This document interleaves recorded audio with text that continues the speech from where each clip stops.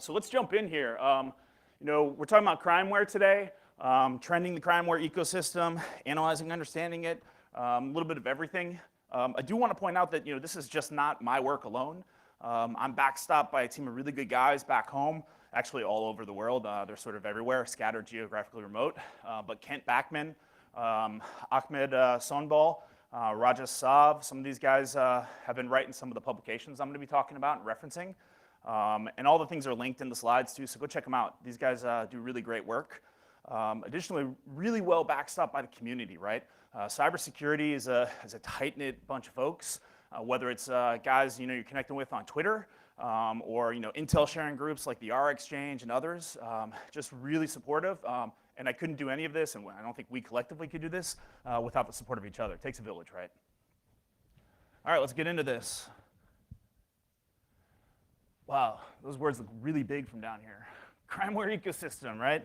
And you can read this sentence or two, and I mean, really all this is to say is that this is not, as not my president said, a 400-pound guy on the basement couch of his mom's house, right? The Crimeware actors today are 100% sophisticated. For the most part, I mean, there's still the occasional, skid or two that get rolled up by, Europol on a routine basis. But for the most part, the campaigns that we're all seeing are sophisticated, market force-driven actor groups that are really applying lessons learned and best practices from industry. So they're scooping up lessons learned from Verizon, how they set up customer service, right? And we'll talk about that with stuff like Cerber. I mean, crazy, right? Customer service for ransomware, who'd have thought? But these guys are mature, they're sophisticated, they're hard to catch, and they're getting paid at all of our expense, right? So something to think about. And that's a theme I'd like to sort of weave through the talk about trends today. Oh, hey now. There we go.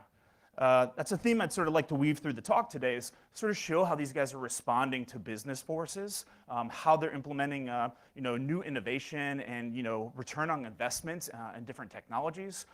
It's really eye-boggling if you think about it, or mind-boggling rather. So the exchanges, let's start with basics, right? I think we're all vaguely aware that, hey, there are forums and exchanges all over the world, regionalized heavily, right? Places like Russia, definitely the leading exchange where they've got, sort of down to a T, complementary goods and services and in an assembly line fashion, modularly creating, and crafting Crimeware campaigns to go hit our networks of ourselves and our customers and our constituents. US, right? If you guys, US, this should be more North America, US and Canada, right? But if you guys are in some of these same forums as me, I mean, I think you probably know that more than half the guys in there are probably FBI agents or some agents of some state. So it's sort of a really interesting mix and lots of interesting conversation in some of these forums, right? Brazil, China, Japan, Germany, all regionally localized and specialized sort of outfits, right? Specializing in different flavors of Crimeware a lot of times. West Africa, fraudster stuff is definitely on the rise in West Africa. There's some dispute as to who the real Nigerians are, quote unquote. I mean, I think that they're equally as likely to be Romanian as they are Nigerian, but that's neither here nor there, right? But what's happening on these exchanges is, it's providing a marketplace for, key exchanges of goods and services. Compromised creds for sale, traffic and delivery, spam bots. Hey, I want to go deliver spam messages to, a couple 100,000 folks and deliver this payload.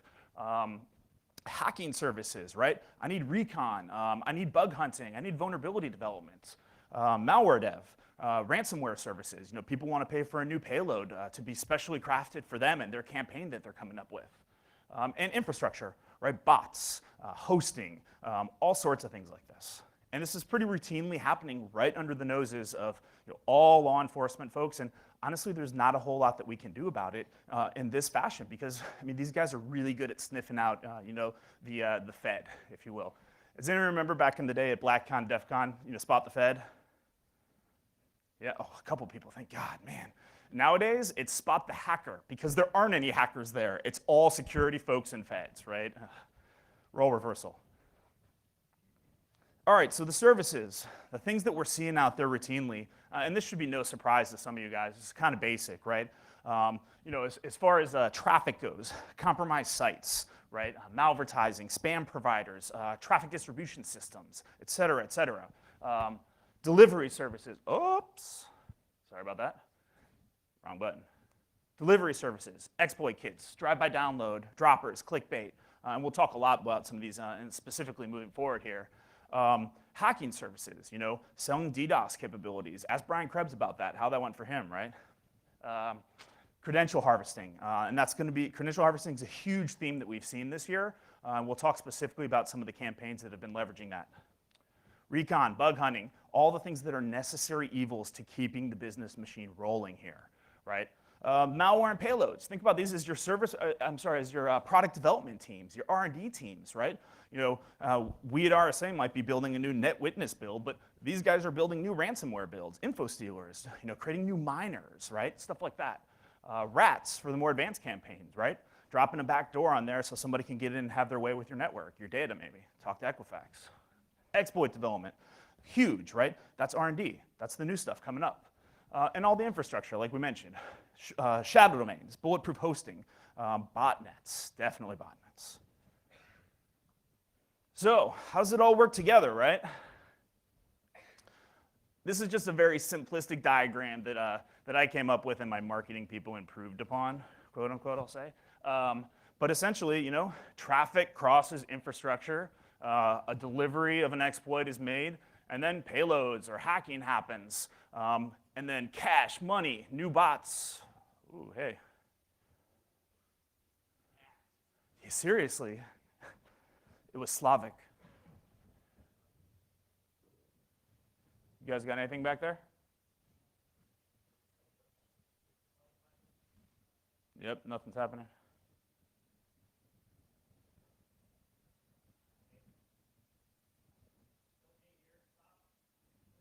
Stop.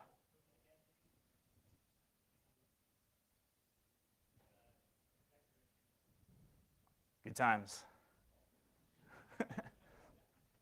So there was this one time where, no, I don't have a story queued up for this, unfortunately.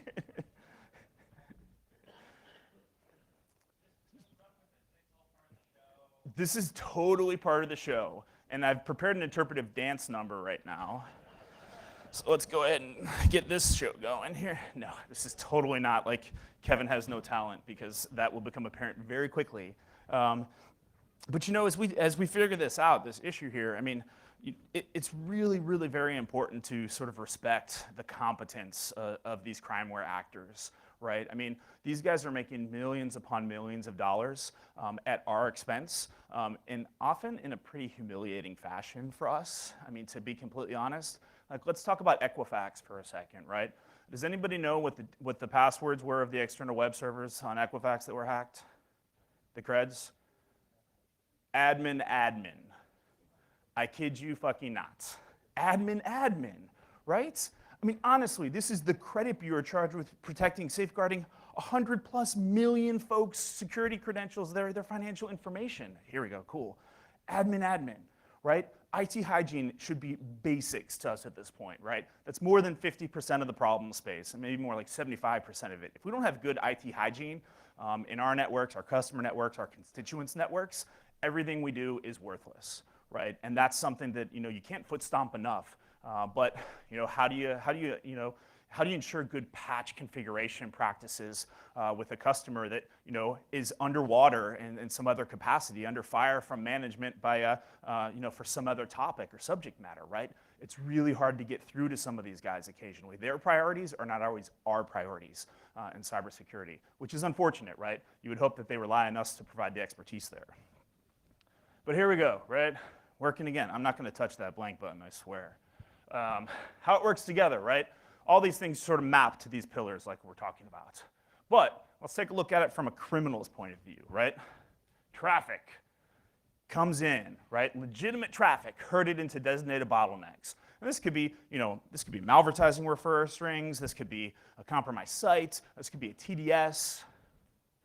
Hits infrastructure, crosses that botnet, right? Or crosses that shadow domain or that landing page. Exploit gets delivered. These guys are watching. Oh, man, again. Exploit gets delivered. As the exploit gets delivered, it's typically customized, right? Based on your user agent string in a lot of cases. I mean, this is not, that 400-pound guy in the basement on his mom's couch, right? These are guys that know what they're doing. As that exploit gets delivered, payloads happen. A rat gets dropped so they can hack against these guys. Bad stuff landing on that victim machine.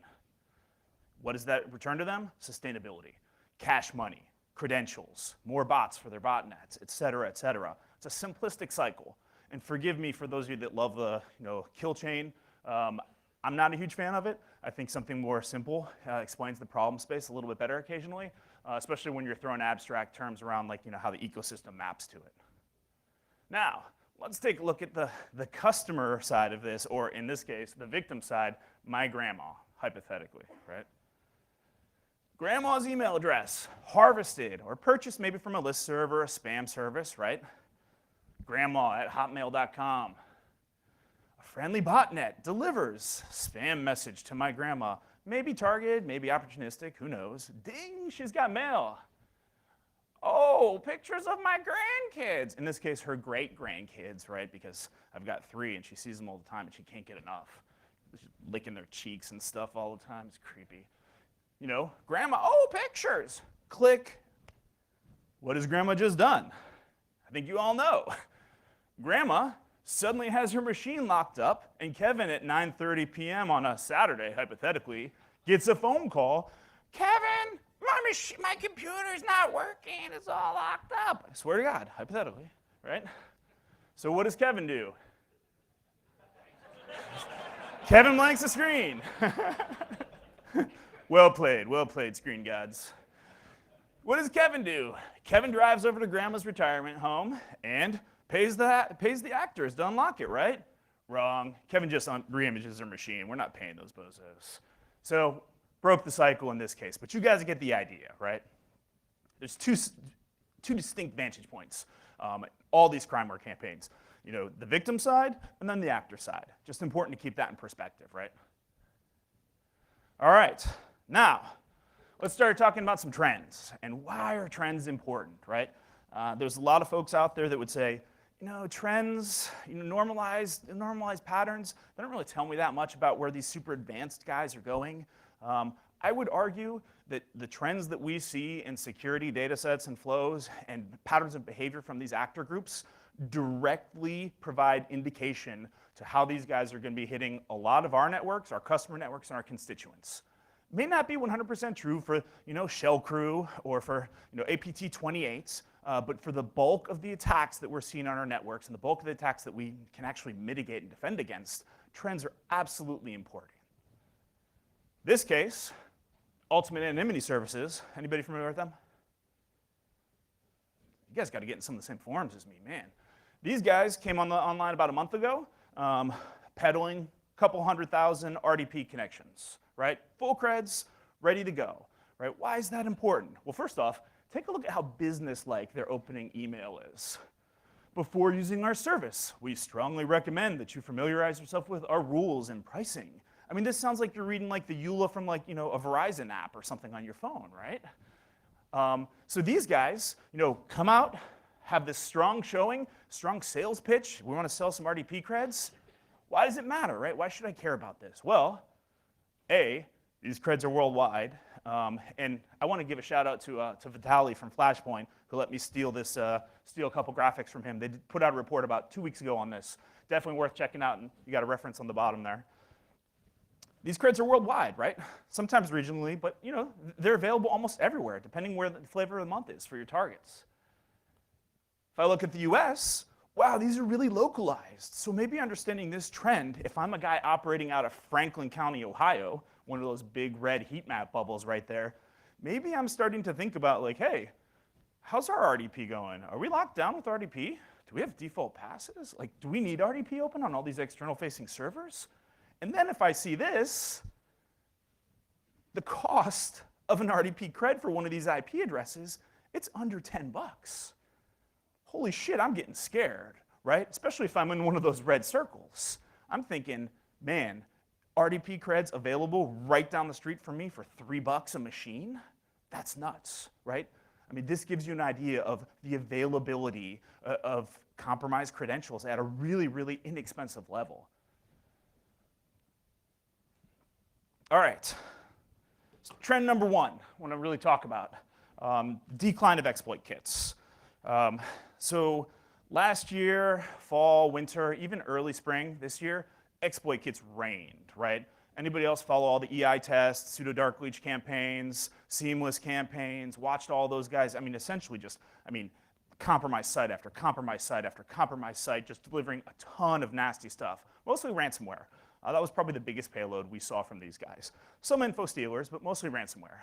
Well, we were lucky enough to team up with GoDaddy in the spring and conduct a major takedown. We named it Shadowfall, right? A little bit cheesy, but there was a marketing person in the room, so it had to happen. Right, and no offense to any marketing people, I love you guys for what you do. It's just we don't always connect at the right levels. It's like Synac, what? Anyways, GoDaddy and ourselves managed to take down 40,000 plus actively resolving shadow domains in May of this year. So that's 40,000 resolved to an IP address, actually back-ended and hosted shadow domains, right? These shadow domains were primarily set up via programmatic access to the GoDaddy DNS API, and in dramatic fashion, right?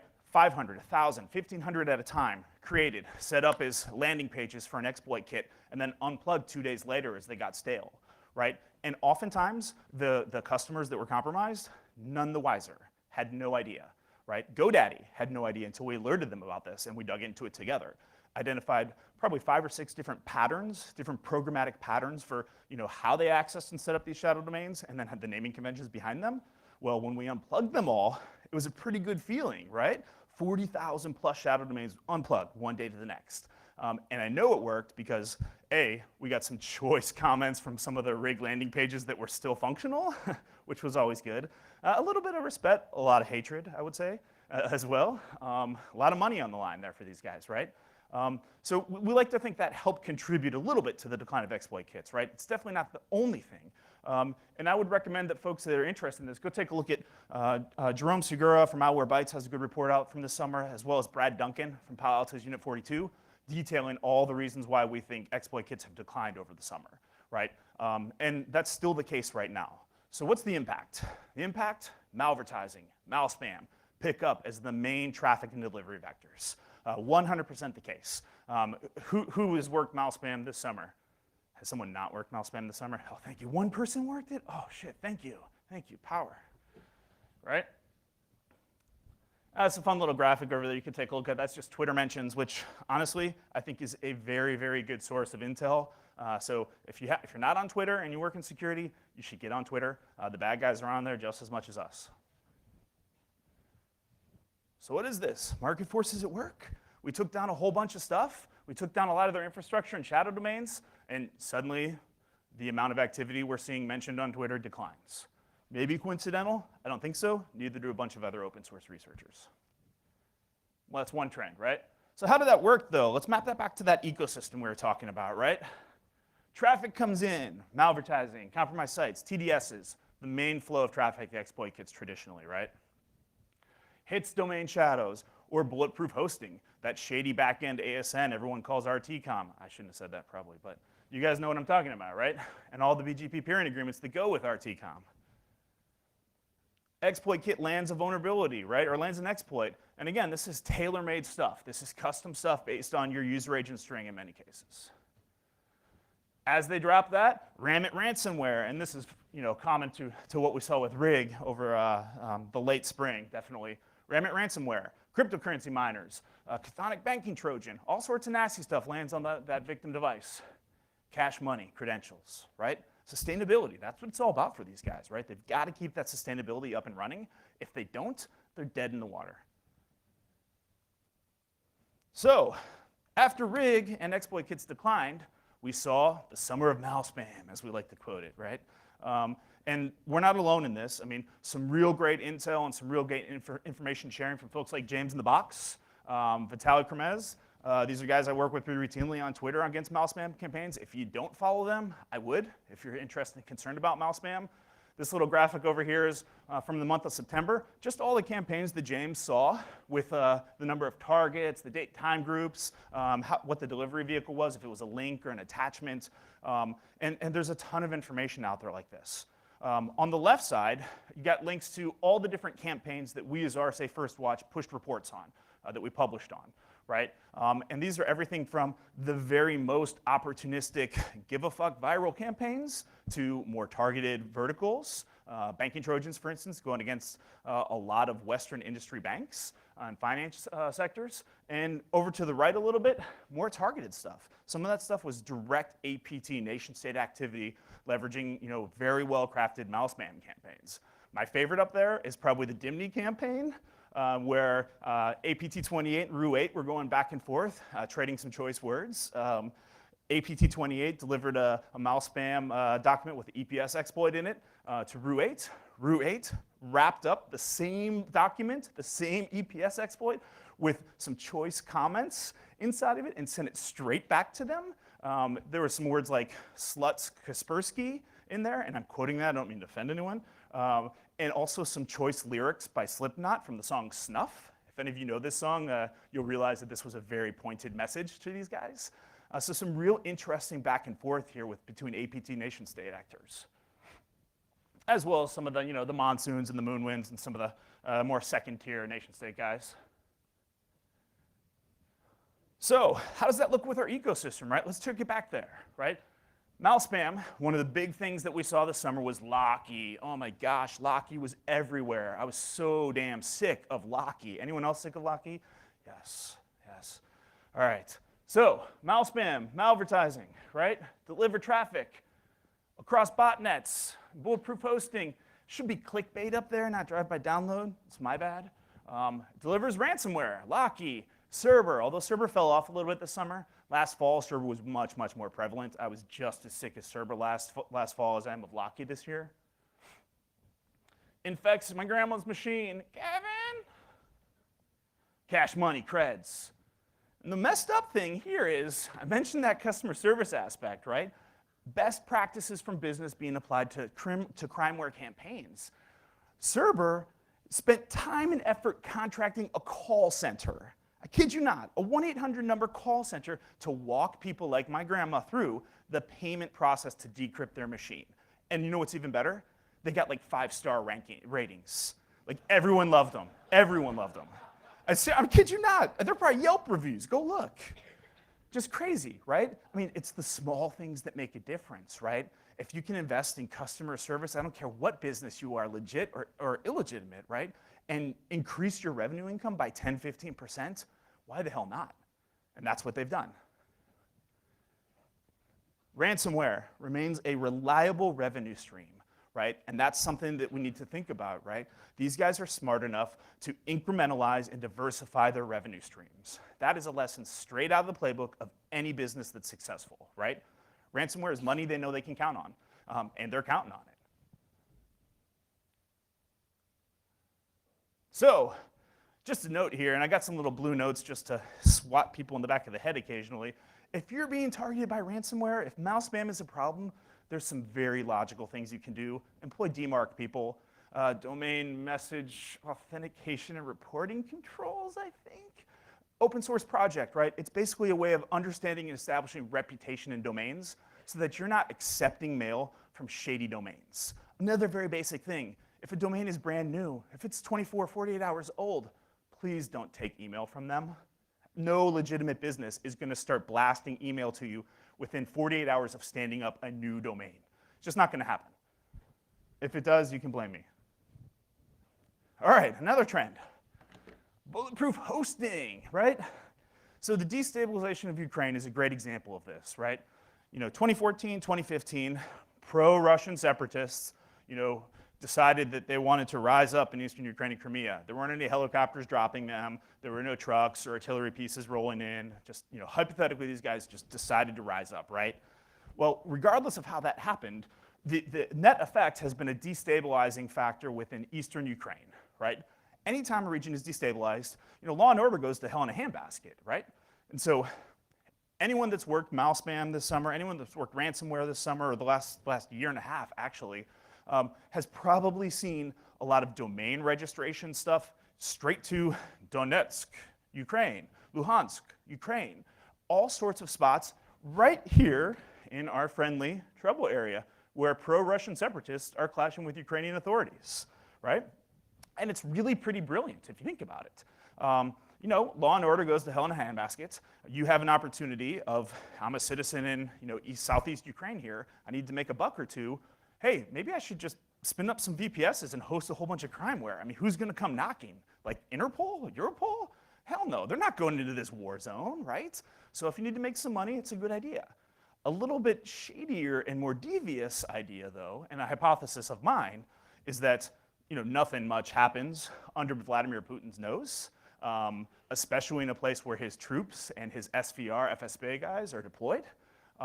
Wouldn't it be a great idea to destabilize a region and help pay for your campaign by hosting crimeware services and bulletproof hosting there and taking a cut of the crimeware revenue stream? Seems pretty good, right? Seems like a pretty good idea. I think I'm going to try that in Denver. See how it goes. Probably not very well. Yeah, so hey, they're not enforcing many laws. Let's host some crimeware here. Great idea, everybody. It's happening.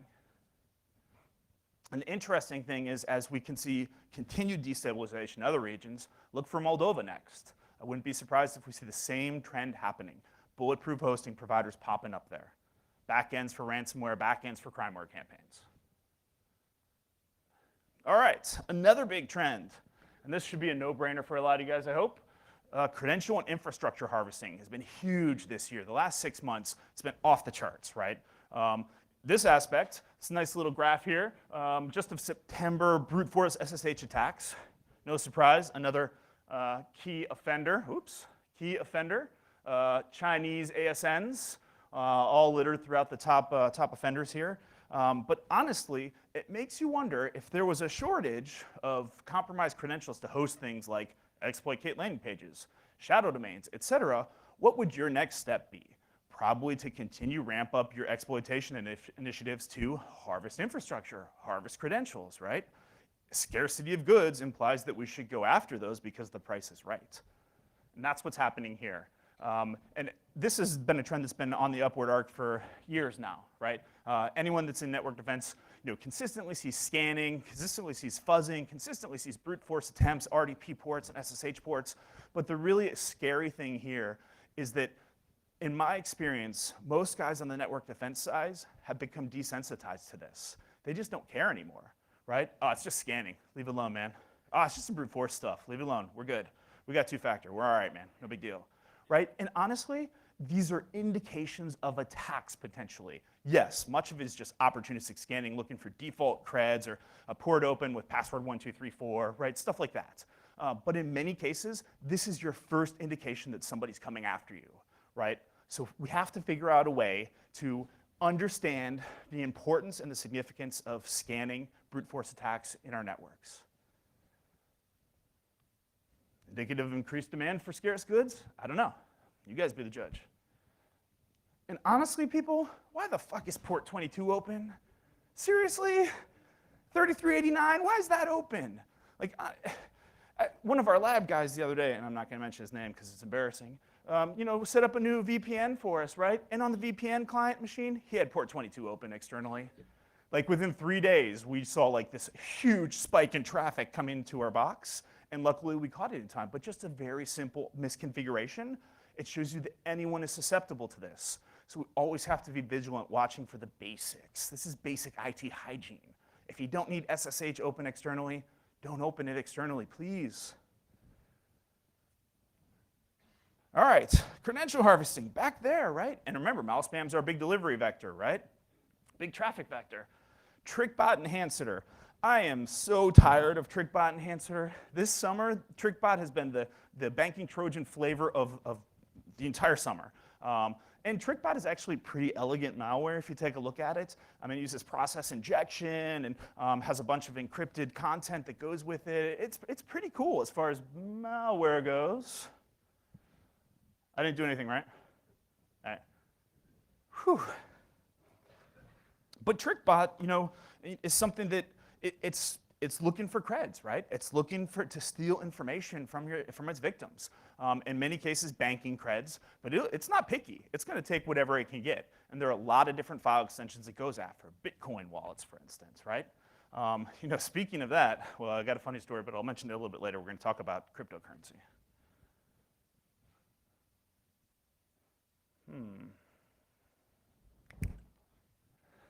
No dice? No? Shit. All right, so delivery vector, right? TrickBot, Handsetter, classic info stealers, and banking Trojans. It hasn't been just TrickBot. It's been Retief. It's been Drydex, a little bit of resurgence of Drydex again recently. It's been Corebot is back. Anyone remembers Corebot? These are all things that actors are dusting off, updating, and going after creds, right? In a heavy and fast way, which makes me think they need creds, right? Maybe it's partly due to some of the rig exploit kit takedown. Maybe it's partly due to them just exhausting their supply, and this is the natural cycle of things. In any case, it's indicative of demand in their marketplaces, right? All right, thank you. I'm gonna buy you guys a beer later and roofie it. Sorry, I was joking, totally joking. All right, mouse spam delivers via botnets and bulletproof hosting. RTCom, remember those guys? Oh, jeez, cesspool. Worse than OVH, honestly. Clickbait, we click on it. Suddenly, TrickBot banking Trojan, Handsetter info stealer, grabbing all your creds, breaking your machine. No, not really breaking it in this case, but you get the idea. Credentials, that's what they're after. That's the #1 seller right now today, credentials. Hey, thanks for the bank account info, dude. I love it, man. What can you do about this, right? There's some very basic, obvious things. For instance, oh, yeah, that thing again. For instance, weird. I'm downloading a PNG file and it's really an executable. I mean, honestly, folks, if you're downloading something and it's not an exe extension type and it ends up being executable, you should immediately be looking at this, right? I hope we all are on the same page there. All right, so what's happening with all these creds? What are they doing with all this stuff, right? Are they just spinning up video games on them and doing craziness? Not really. Bots, one of the biggest things we're seeing, right? And this is not new. I mean, we all should be aware of botnets and understand the threat that botnets pose. Neckers, #1, long-term botnet. Lots of different device types, personal computers, PCs, other devices, etc. Responsible for tons of mouse spam campaigns. Locky, TrickBot, etc. For years now. That thing has been lurking in the backdrop and just delivering campaigns at will, essentially. What's a little scarier are some of the IoT botnets, right? The Mirai and Pure SI botnets from last summer, taking advantage of default credentials on IoT devices, building into millions of numbers of bots. And these guys largely believed to be responsible for the Dyn outage on the East Coast last summer as a show of power, show of force, just to prove, hey, we can leverage this and weaponize this botnet. They did, right? Twitter was down. I was like, oh God, Twitter, no, Twitter's down. Reaper's a newer one, right? I like to think of this as a little bit more sophisticated sort of botnet than Mirai, only in the fact that because they're leveraging actual vulnerabilities. They're leveraging ExploitDB public vulnerabilities to roll through Linksys, Netgear, D-Link, IP cameras, et cetera, and attack them, right? With stock, easy one-line vulnerabilities to grab credentials, grab passwords, get command line access into these devices, right? I know this because we've seen their attacks in our infrastructure. We've seen them in our sinkhole infrastructure. We published a good article about a week and a half, 2 weeks ago that rolls through the CVs and shows you the request and response headers for these various attacks. Check it out. What's scary about these guys is we don't know who owns them. I don't know who's in control of these guys. If somebody does, please grab me afterwards. I'd love to get some details on that.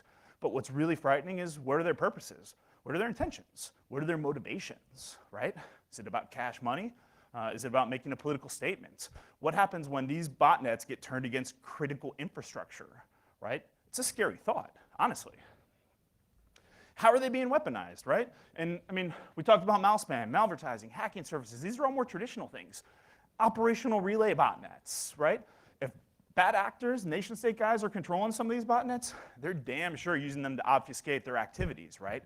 And operational relay botnets are a real thing. And if IoT Reaper is being used for that, none of us might be the wiser that our camera is being used to, attack D&D networks, for instance, right? And If we were able to figure that out, if D&D was able to figure that out, and I'm pointing at you, John, if they were able to figure that out, then they would lead back to my IP camera, and that's it. The trail goes cold after there, right? So very, very dangerous capabilities in the wrong hands. The DDoS threat, right? And this is no joke. I mentioned Dyn, right? DDoS threat. These are some graphs from an Arbor Networks report based on 2013 through 2016 DDoS stats, I think. If you look in the top left there, you'll see the number one target, of course, is the US because, I don't know, because we're douchebags for the most part, because of our president probably for the second part. The fifth target's Canada though, right? So you guys should be concerned about that. And what's even more disconcerting is look to the right there. If you look to the right there, yes, yes. Whew. To the right there, right? Look at 2013, 2014, 2015, right? Relatively modest bar charts, right? Maybe this doesn't make a whole lot of sense if you can't see it all the way. The green is over 100 gigabits per second attacks, DDoS attacks. The red is over 200 gigabit per second attacks. Those attacks in particular have more than quadrupled from 2015 to 2016. That means somebody's able to pour 200 gigabits per second of traffic onto a single IP address or a series of IP addresses. And that's the scary thing. Oh, man. That's the scary thing, right? It is impossible to separate, an actual DDoS threat from DDoS extortion. This email right here on the bottom is, one that we saw on our networks for Phantom Squad. Ooh, scary. Phantom Squad's sort of like a, cheesy knockoff on Lizard. Anyone from Phantom Squad in here? All right, cool, I'm gonna say this. This cheesy knockoff of Lizard Squad, right? A bunch of gamers that, took down, hypothetically, supposedly, purportedly took down, some gaming networks, PlayStation networks for a while, but honestly, those networks are really not that hard to take down. But they're being leveraged, and their name is being leveraged as street cred to make people pay this extortion note. We are Phantom Squad. You better pay us X amount of Bitcoin, otherwise we're gonna DDoS you on this day. And people pay. I don't blame them, right? I mean, if you're a CISO in this position and you believe this is a credible threat and you think that, shit, this is not a time that our network can afford to be taken down, I'm a healthcare company and I have open enrollment going on right now, there's no way that I can afford this to happen, I'm gonna pay the Bitcoin. It's an insurance policy, right? Even if it's a couple $1,000, $100,000, I'm paying it. Sad. Even scarier, I'm a student of electronic warfare. Anyone else? Yes, the one guy. Oh, you just fake rose your hand? That was sucky. All right, thanks, man. Yeah, so electronic warfare, right? When you're putting RF jamming on a target, there's a lot of different ways to do it. You can pour all your RF onto one frequency, continuous wave style, and just blast that RF, and nobody's communicating on that frequency. Or you can sweep, you can pulse, you can barrage, you can expand your target range of radio frequencies and adequately jam them still. Well, threat actors have determined, hey, I don't need to put all my DDoS power on one IP address consistently. I can pulse across numerous targets, which expands their target surface, right? So suddenly that, the handful of IP addresses that were being DDoSed can turn into a whole IP range for your entire network, right? That's pretty good technological innovation. What do? DDoS protection is, a no-brainer. But fallback comms plans. If you're on the defense side, you have to have a fallback comms plan, right? I don't care if you're a small business, medium business, or a large business, you gotta have that. That's just emergency action plan type stuff. I don't even know what the next slide is. Yes, the rise of the miners, right? I always equate this with some sort of a Terminator backdrop with machines coming out of skulls and stuff. But so Bitcoin, right? Blockchain is not a new idea, right? Blockchain has been around for a while, and the idea of decentralized digital currency has been around for a while. Bitcoin was the first real company to implement it in 2009, I think. Yeah, 2009. But what we didn't realize is that would-be innovators on the Crimeware actor side would weaponize cryptocurrency mining and start delivering mining payloads as secondary, even primary payloads for their campaigns. Why? It's a reliable revenue stream. Think about ransomware, right? If they know that they can get a couple bucks out of every infection more for dropping mining software, why not? Why not do it? Even more disturbing than that is drive-by mining. Anyone read the articles about Showtime recently? Yes, one guy. Oh, man. I got to get with you. Showtime, right? Drive-by mining is essentially weaponized JavaScript on a web page so that when I browse it, or my grandma browses it, or whoever browses it to stream videos, watch Donnie Darko, whatever I'm doing, in the background, that JavaScript is also going to be actively mining cryptocurrency while I'm streaming video. Brilliant concept, right? Nobody's any the wiser. I mean, if your performance is slow, your bandwidth is slow when you're streaming video, I mean, I think that's an expectation in a lot of cases, right? I'm buffering again. Unless you're Paul and you went through your VPN and you're screwing everyone on your United flight. Yeah, Paul, I know what's up, right? But there's a lot of questions about this. There's a lot of debate about this, right? Because cryptocurrency isn't illegal. Mining cryptocurrency isn't illegal. Even drive-by mining of cryptocurrency in browser isn't illegal. CoinHive API is out there, right? It's a legitimate company pushing a capability to allow web developers to mine cryptocurrency in the browser space instead of floating ads, right? Who wants more ads? No one, right? So if you're able to legitimately throttle and inform customer traffic to your website to say, hey, instead of ads, we're doing this thing called cryptocurrency mining in the browser. We're throttling it to a modest rate so as not to impact performance on your machine. But you have a choice. Would you like ads or would you like the cryptocurrency mining? And both of them will completely exit out as normal whenever you close your web page and browser. No lasting impact to you or your machine. That seems like a reasonable offering, right? Malware actors, though, have decided, let's take advantage of this and let's completely peg your processor at 100% and pretty much melt your machine while you're watching Showtime videos, right? That's called crypto jacking, right? Jerome Segura, fellow Canadian, guy in Vancouver, Malwarebytes, just published a good article by this just last week.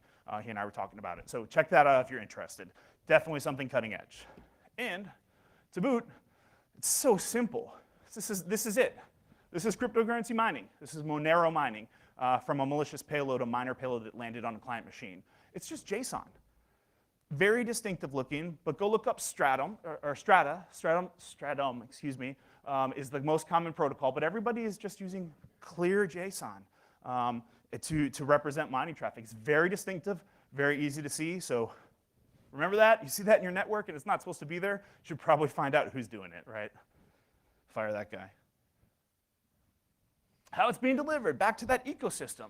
Malvertising, TDSs, pushing against domain shadows and bulletproof hosting. Terror Exploit Kit has been delivering miners most of the summer.